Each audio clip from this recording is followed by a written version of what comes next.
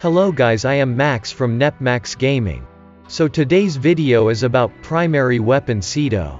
If you guys like this content and haven't subscribed yet, please do consider subscribing the channel, it would help me a lot. Please subscribe. So without any delay, let's begin. The Cedo is a Mastery 8 shotgun that is the signature weapon of the Warframe Lavos, and like most signature weapons it has built-in utility with the Warframe. For the case of Lavos, the Cedo gets automatic shotgun ammo mutation when you are using the Warframe Lavos with it. This means that no matter what ammo type drops, it will always be transmuted to the shotgun ammo that the Cedo uses. This serves to cement the fact that the Cedo is the perfect primer for Lavos' ability to apply almost every status in the game, and you will see why. The Cedo itself can be broken into two parts. Its initial fire of being your standard fully automatic shotgun that shoots buckshot rounds with higher than average crit chance. When it comes to the acquisition of the Cedo, it is tricky. With a mastery rank of 8, the Cedo comes across as a relatively easy weapon to get, but there is a catch. To get the Cedo, you will need access to the Heart of Deimos open world. Not to mention you must reach rank 4 with the Entrati family to acquire the main blueprint of the Cedo, and then to add insult to injury rank 5 as needed to buy its individual components. To get these ranks will take several days if you are motivated, not just because of the time requirements, but also the fact that you can only ever get 20k standing per day for the Entrati family, and then the items required to rank up, which will take even more time. Don't be fooled by its relatively low mastery rank. Surviving the basic missions in Deimos will require you to have access to good weapons, warframes, and companions, meaning that by the time you even consider getting the Cedo, you will be well above the Mastery 8 requirement for the weapon.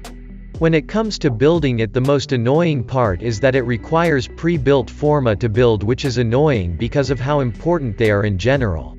Standard crit build. This is a standard 3 forma build for the Cedo. It is fairly inexpensive to build, and because of the high status on the glaive, this build focuses on trying to get as many crits as possible while still applying heat damage for the armor reduction to synergize with its high base puncture damage. Overall, this build is good, but it could be better. While fire rate is a must-have on this weapon, we could easily get more out of this weapon by commit more forma to it and further improving on it. Endurance run crit build. This build, like the previous one, is more for endurance runs. Yes, the critical deceleration reduces the fire rate of the weapon, but it does give 80% more crit chance than laser sight. And as long as you keep getting kills, shrapnel shot will give you 99% crit damage, meaning that in the long run this build does more damage than the previous build, but for short missions, it is probably best to stick with the previous build. Standard status beginner build. This is the build that I recommend most people go with, because while the previous build does work, it could work better, and that's what this build aims to achieve. Because the glaive will always proc the built status effect, it is preferable to try and get as much beneficial status on it as you can. This build does that by using the status mods Toxin Barrage and Frigid Blast, increasing the base status by 140%. It should be noted that the shotgun spaz isn't a must but more of a preference for me, and you can easily switch it out for another status mod of your choice. Endgame endurance crit build, 6 forma build. This build fully utilizes the crit chance of the Cedo but also takes advantage of its high status on its alternate fire. It opts to go for full fire rate and crit chance while removing some of the damage mods for things like hunter munitions, which gives you more slash, which in the Cedo's case equals more damage.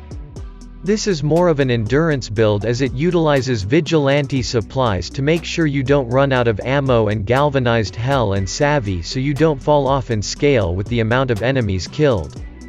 So guys, that's it for this video. If you think I have missed anything, or if you don't agree with the build, please comment down below. Thank you for watching. See you guys next time.